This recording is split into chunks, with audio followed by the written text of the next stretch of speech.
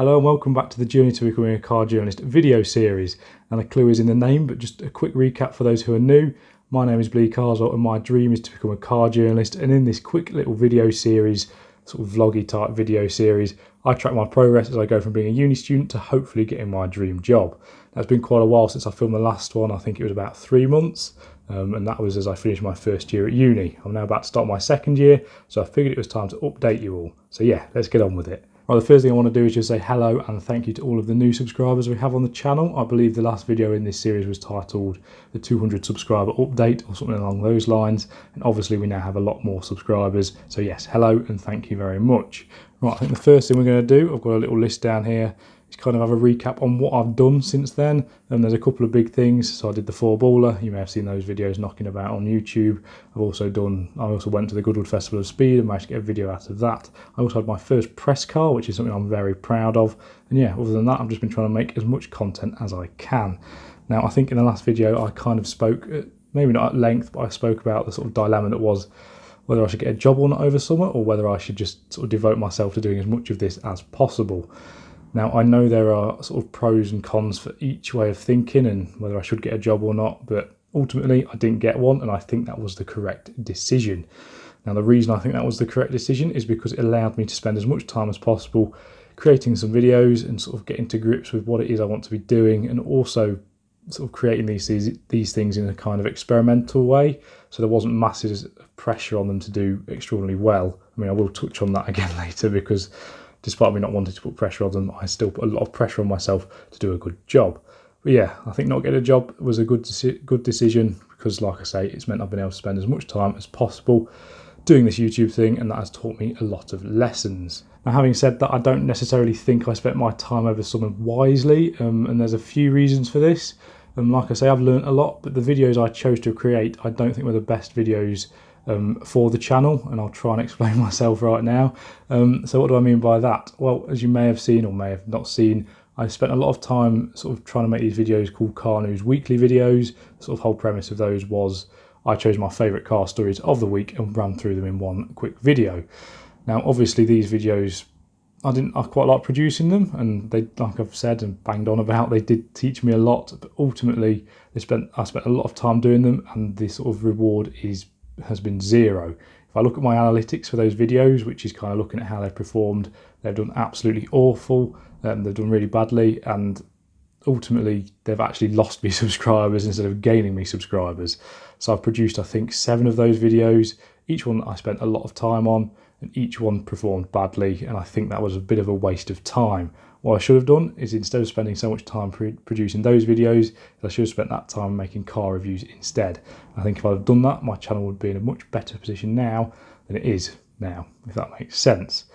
Now, we'll try and put some comparison clips on screen sort of now with the first episode versus the last one I did, to kind of show you what I mean when I say I've learned a lot. I think I've learned a lot in terms of editing. I've learned a lot in terms of me talking to the camera and trying to follow a sort of structured script. And yeah, I think there's a massive improvement between the first and between the last video I did. And despite me now knocking that series on the head because it doesn't do very well, I have learned a lot, which will be going into all of my future videos, so that is useful. Now, just a quick idea of the amount of time I spent on those videos. I know it's kind of difficult watching this to kind of appreciate what I mean, and you might think I should have got a job instead. But ultimately, I had to spend sort of time each day throughout the week trying to sort of figure out what stories I was going to talk about. I then had to make sure I scripted it and filmed it on one day, and that scripting would take quite a while because I had to make sure I had a minute on each bit, because that's how I wanted to do it. I wanted to spend a minute talking about each thing. And then so I'd script it, then I'd film it on a Friday, and I had to edit it on a day over the weekend to make sure it was live on Sunday. So they took quite a lot of time, and ultimately I think if I was working, I wouldn't have been able to spend as much time doing it as I wanted to, and then I don't think I'd have done a good job with it, if that makes sense, and I wouldn't have learnt as much. Anyway, I don't need to justify my behaviour, I guess, but I just thought I'd give you an idea of it took a long time. So perhaps the first thing I've learned from this summer is I need to spend my time a bit more wisely and not just devote it all to one video series, which isn't doing particularly well. What else have I learned? Well, I think a big lesson for me has been not to get too absorbed by YouTube. Now, I know this is probably going to sound a little bit ridiculous coming from somebody in my position where I'm pretty much unknown and there's pointless me moaning about YouTube, but even at my level, it's very easy to get obsessed about the statistics and how well or how badly the channel is doing. So let me try and explain myself again. So like I said at the start of the video, we have an extra 600 subscribers now, which is mad. The majority of those came at the end of June and at the start of July. So what happened to sort of get all that traffic to the page was my Saab 9.5 Aero review video, which a lot of you may have seen. If not, I'll put a quick clip on screen now. That video got recommended on the homepage. Well, it got recommended on some people's homepage. So that meant a lot of traffic was driven to my page for a sort of brief amount of time. As you can probably see, that video, again, I'll try and show you on screen now, the analytics, that video peaked. So I was getting lots of views and lots of subscribers from that video for sort of about a month, I think.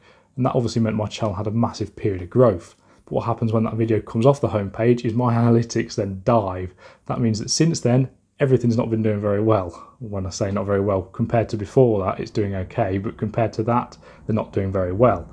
And that kind of plays on you mentally as a bit of a sort of content producer, content creator, because you want everything to be doing as well and performing as well as that video did. So I've been constantly chasing getting another video recommended, and that is a bit of a sort of fruitless task because I don't think there's a science to it.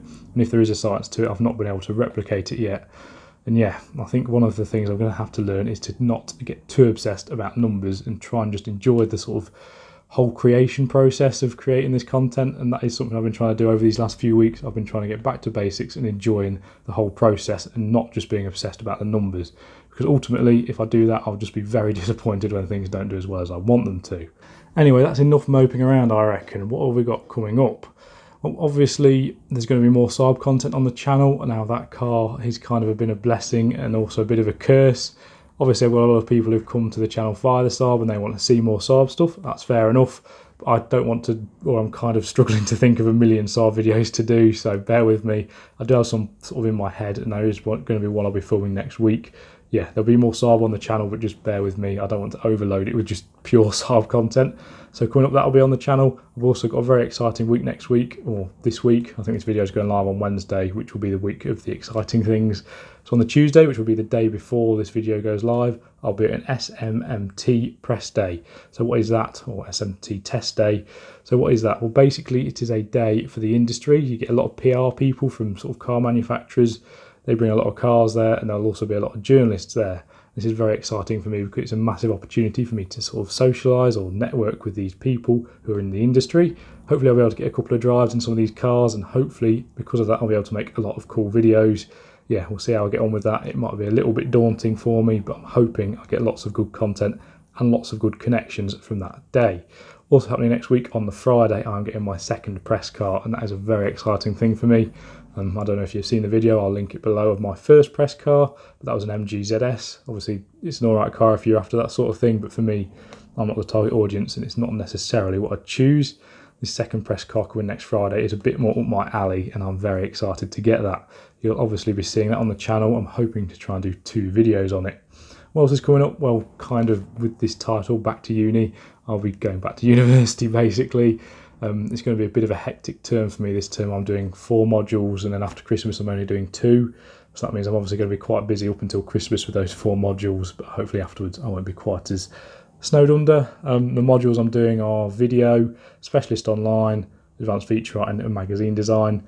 Kind of looking forward to them. Obviously there's going to be some challenges which hopefully I can overcome. So yeah, hopefully I'll have a lot of good content coming up. I do need to try and get on top of it before sort of middle of this term at uni, because I think I will be very busy with uni work after that point, so hopefully I'll get some in the bag before then. Yeah, I think that's all there is to say really. Like I said at the start of the video, a big thank you and a big thumbs up to everybody who has subscribed, liked and commented on my videos. It really helps the channel grow. It's massively appreciated. If you could drop a like and a comment on this video, that would also be fantastic. Yes, I've been Blee, thank you for watching, and I'll see you soon.